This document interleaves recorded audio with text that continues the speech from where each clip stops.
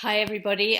We're at the end of another week together for tea at the Ritz. I cannot believe how the time just zips by. I don't know where it goes, but anyway, here we are, and ready to have a lovely time together again, I hope.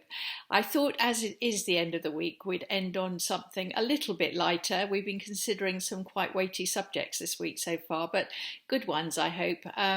We've been talking quite a lot about mental health awareness, a subject dear to all of our hearts right now because of having to struggle with some of the emotions of being in lockdown, which have not been easy, and for some people have been really, really challenging and difficult. And I've also had a couple of videos about the importance of those support networks that we do have in our lives, whether that's groups of other women or individual women on whom we can count as close and loving and very supportive friends.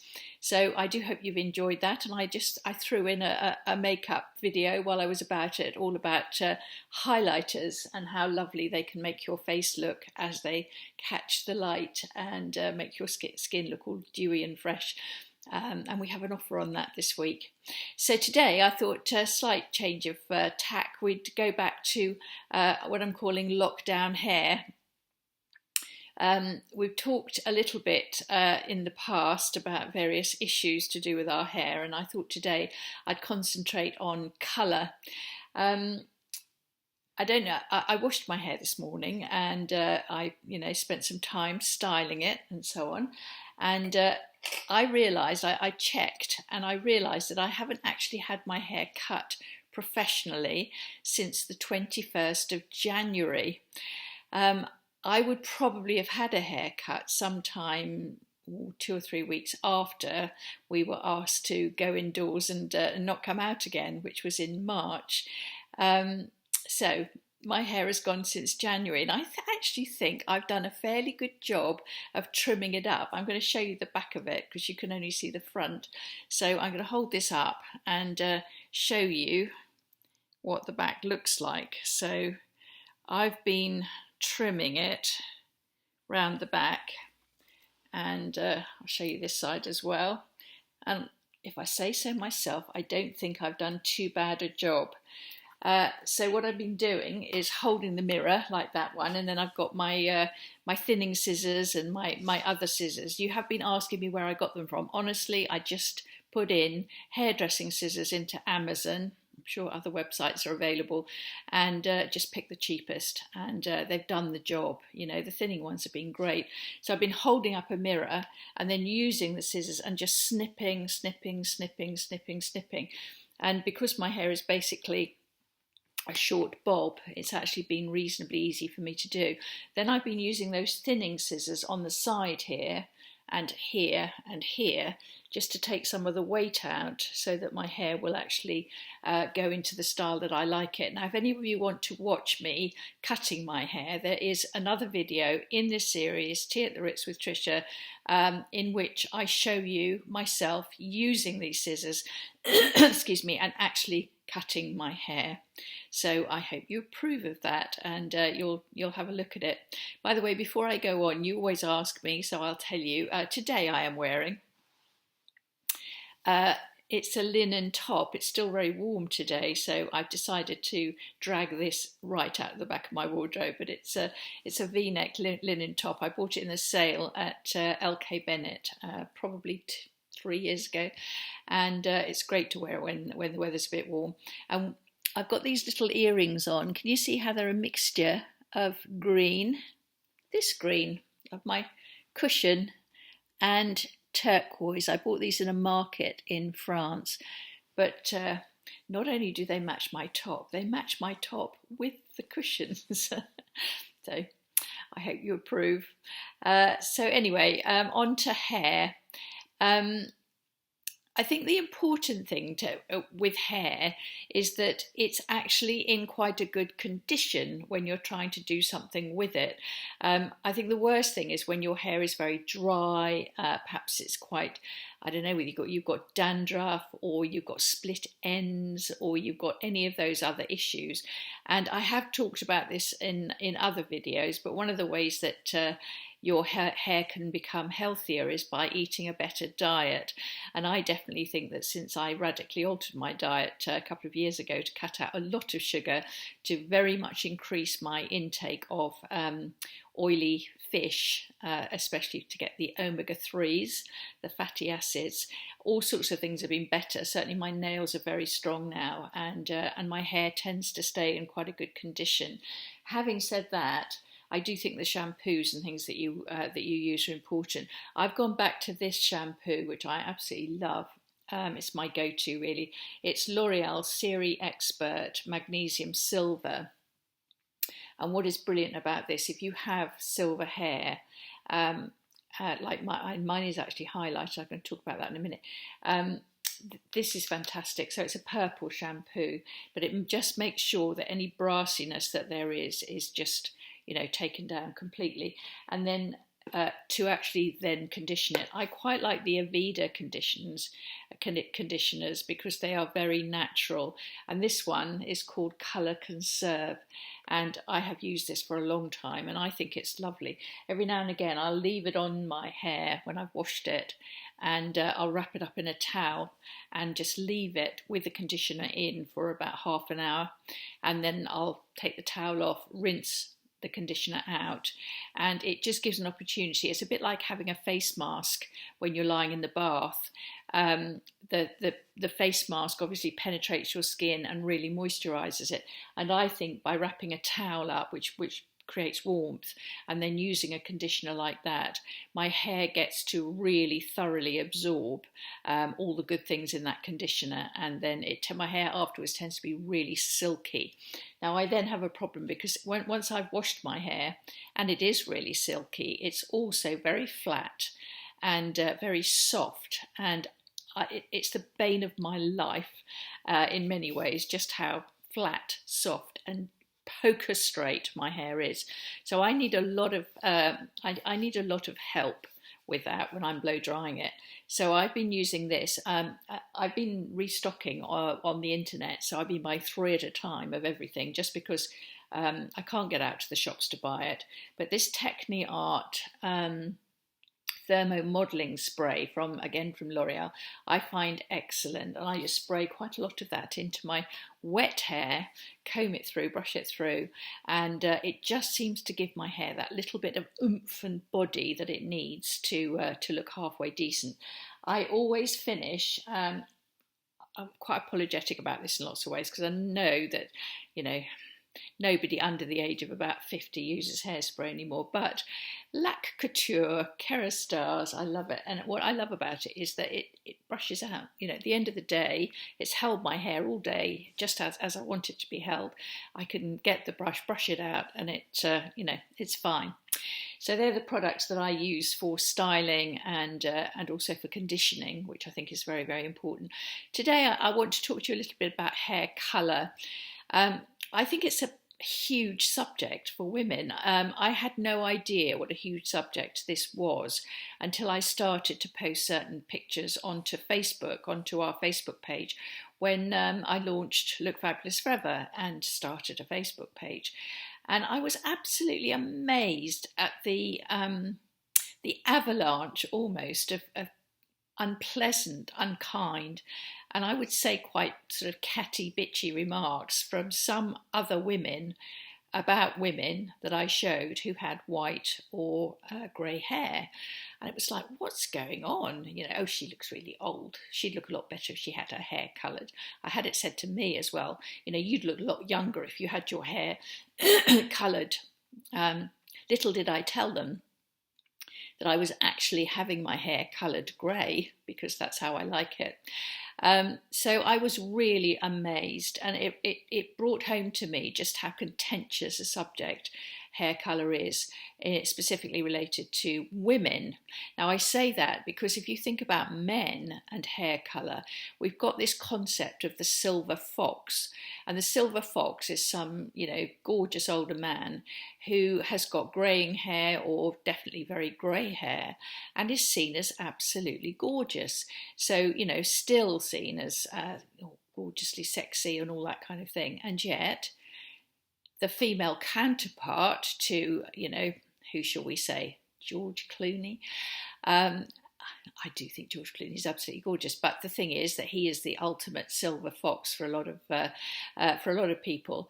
But the counterpart, somebody like Jane Fonda, quite interestingly, had always had her hair dyed blonde. So this is a woman in her 80s, so she's often seen as an icon of an older woman, still very beautiful, all that kind of thing, but somebody who was very definitely still colouring her hair until the recent Oscars ceremony, when she had spent apparently 8 hours in the hairdresser's chair, some famous person who does all the Hollywood stars' hair and colour, particularly colour. She spent 8 hours in his chair, and he turned her blonde hair into naturally grey hair. Well, not naturally, because I think he dyed it, but she was making a very big statement with that, appeared at the Oscars, and there was lots of comment about it.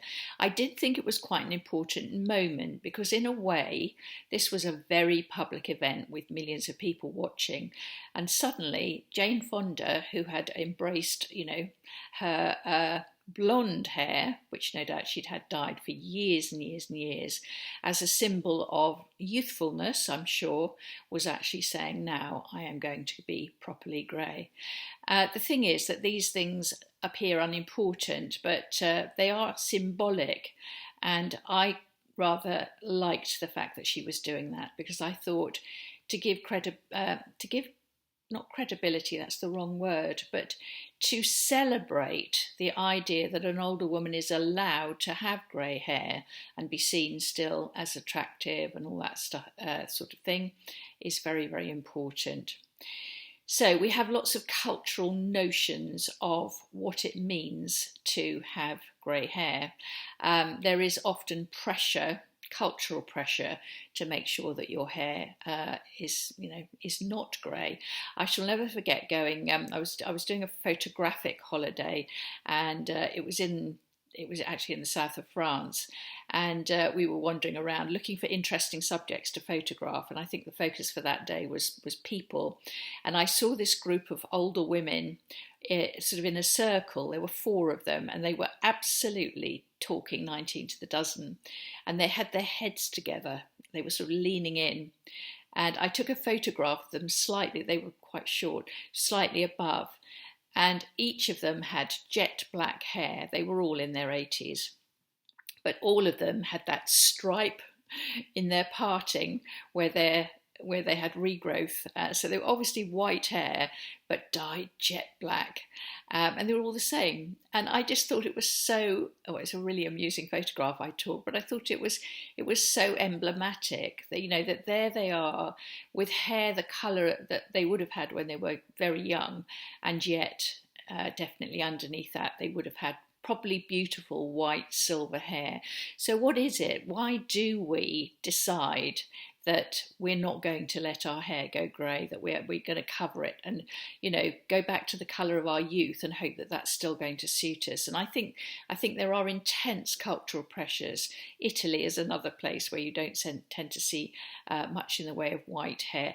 And I think America too, I'd be very interested to hear from any American women watching this, that in the American culture, again, it's not very common for older women to actually be widely seen with grey or white hair, and maybe Jane Fonda has started a new trend. There may be family pressures as well. It may be that your partner, your children, the people around you will give you grief if you start to say, "Oh, I think I'm going to let my hair grow out. I think I'm going to transition to grey." They'll say, "Oh no, don't want to do that. Make you look old. No, that won't suit you," and so on and so forth. I am a bit weird, as I said earlier on, in that I love grey hair. I love to see it on other women. I think well-cut, beautiful grey hair is not a shameful badge of ageing. I see it as a wonderful statement of pride, actually of age pride, and I think we should all be proud of our ages, and having white or grey hair is a symbol of that. Mine is weird. All of this is now my own colour and is grey, but I've got these very irritating bits still particularly around my face where it's actually quite dark, and I hate it.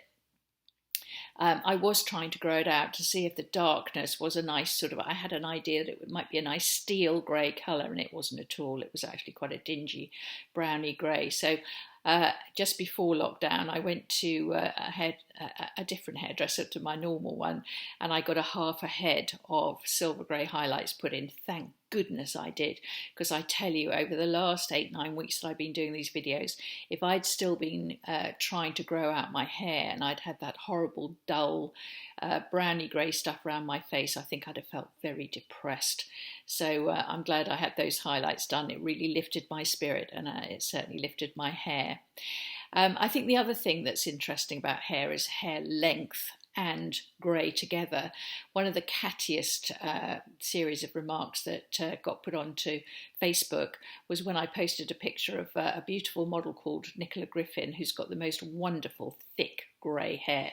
And it's very long, it's, past her shoulders, but she looks amazing with it and has since carved a very successful modelling career. I met her before she actually started modelling officially on a photo shoot for a company called White Hot Hair. And I got all these comments underneath saying, oh, older women shouldn't have long grey hair, it's disgusting, she looks like a witch, she looks like a hag, and all that sort of stuff. Isn't it interesting how long hair on younger people is bewitching and on an older woman is witch-like? The difference between bewitching and witch-like is quite salutary, I think. So all these conundrums, the length of our hair, the colour of our hair, the condition of our hair, the styling of our hair, and so on. And lockdown has brought home, I think, to a lot of us just how important our hair is to us. If we're having a bad hair day, doesn't feel like a great day, does it? So I've spent an awful lot of time, well, not an awful lot of time, but I've spent as much time as I normally do actually taking time and trouble over my hair so that it looks the best that I can have it look. And I've almost enjoyed the challenge of making it look halfway decent anyway for when I appear on the videos with you. So I hope that was interesting or helpful to you. If you are thinking of allowing your hair to grow out into its natural colour, all I can say is bravo, well done. You may come to absolutely love it. It may be the best thing that you ever decide to do right now in terms of moving your look to a slightly different one from what you're used to. You might come under some kind of pressure, but I can tell you now that every single woman that I have met who's got grey or white hair never regrets it. They always say to me, I'm so glad I did this. It's the best thing I ever did to let it go out. I no longer have the expense. I no longer have the chemicals on my hair. I no longer have to worry about, the colour and how it's going to turn out. And I get so many compliments on my hair colour from people who tell me that I look amazing. So I hope that will encourage you. We're just going into the weekend. I'm going to have another day off on Monday because it's a bank holiday weekend. So I might pop over and safely and with social distancing see my daughter for a cup of tea. And I'm hoping also possibly to go to a garden centre. Oh, how good would that be? I would be so delighted to be able to do that because I'd like to put some little bedding plants out in my garden. I'm going to go to the cinema tomorrow. I'm going to see the movie Bombshell, which looks amazing. It's Charlize Theron, Nicole Kidman and Margot Robbie, I think. And what's it about? I don't know. So it's about something, but it looks amazing. And I'm really looking forward to seeing that. So that will be good. And let me just finish by telling you about a competition we're running this weekend. So, have a go. Please enter. It's a fashion competition. We can't do our normal street style fashion. So we're doing lockdown fashion. And what we want, you can post it on marketing at Look Fabulous Forever, if that suits you, or you can put it onto the Super Troopers page. We want photographs of you, new photographs, recent photographs. We don't want photographs of you dressed up to go to your daughter's wedding or something like that. We want photographs that you're going to take yourself in 3 categories. The first is colour. So some kind of lovely colourful outfit that you've got in your wardrobe that you want to show us. The second category is casual chic. So just an everyday sort of outfit, the sort of thing that you've been perhaps wearing during lockdown. And the third one is off to the Ritz. So it's just imagining the kind of outfit that you would choose if you were going to tea at the Ritz. We need it full length, please. And we will download those photographs. We've got a judge to judge them. I'll tell you about her another time. And we will award 3 winners, a winner in the colour category, a winner in the casual chic category, and a winner in the off to the Ritz category. And we will give a special prize to them and to the 36 photographs that we're going to choose for the blog that will be published on the 31st of May. We will give those people that we choose a 20% discount voucher for Look Fabulous Forever makeup. The closing date for this is Monday evening, so that's Bank Holiday Monday at midnight. So you've got 3 or 4 days to get your photographs into us, and I shall very much look forward to seeing them. It's just a bit of fun, and show us how gorgeous you are, how fabulous you are. I know that already, but I just need to see how fabulous you are. So thank you for listening and watching. I'll see you next Tuesday. Have a wonderful weekend. Bye-bye.